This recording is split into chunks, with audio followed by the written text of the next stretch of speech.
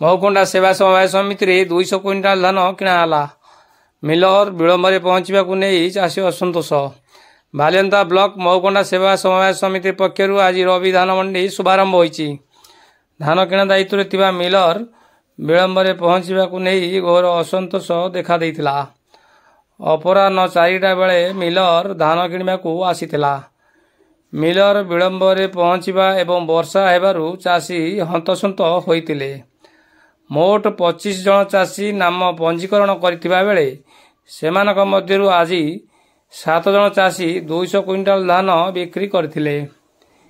ଏହି ଅବସରରେ ସମିତି ସଭାପତି ତାପସ କୁମାର ଜେନା ଏବଂ ଜଗନ୍ନାଥପୁର ରାଜସ୍ୱ ନିରୀକ୍ଷକ ସୁଜିତ କୁମାର ବେହେରା ପ୍ରମୁଖ ସମ୍ମାନିତ ଅତିଥି ଭାବେ ଯୋଗଦେଇ ମଣ୍ଡି ଶୁଭ ଉଦ୍ଘାଟନ କରିଥିଲେ। ସମିତି ସମ୍ପାଦକ ହେମନ୍ତ କୁମାର ନାୟକ ସମସ୍ତ କାର୍ଯ୍ୟକ୍ରମ ପରିଚାଳନା କରିଥିଲେ। ରବି ଋତୁରେ ମଣ୍ଡିରେ ମୋଟ 800 କ୍ୱିଣ୍ଟାଲ ଧାନ ସଂଗ୍ରହ ନେଇ ଲକ୍ଷ୍ୟ ଧାର୍ଯ୍ୟ କରାଯାଇଥିବା ବେଳେ ଆଜି ମୋଟ 200 କ୍ୱିଣ୍ଟାଲ ଧାନ ସଂଗ୍ରହ କରାଯାଇଥିବା ସମ୍ପାଦକ ଶ୍ରୀ ନାୟକ କହିଛନ୍ତି। ପ୍ରତି ସପ୍ତାହର ଶୁକ୍ରବାର ମଣ୍ଡିରୁ ଧାନ ସଂଗ୍ରହ କରାଯିବ। ଏହି ପରିପ୍ରେକ୍ଷୀରେ ପରିଚାଳନା ପରିଷଦର ସମସ୍ତ ସଦସ୍ୟ ଉପସ୍ଥିତ ଥିଲେ।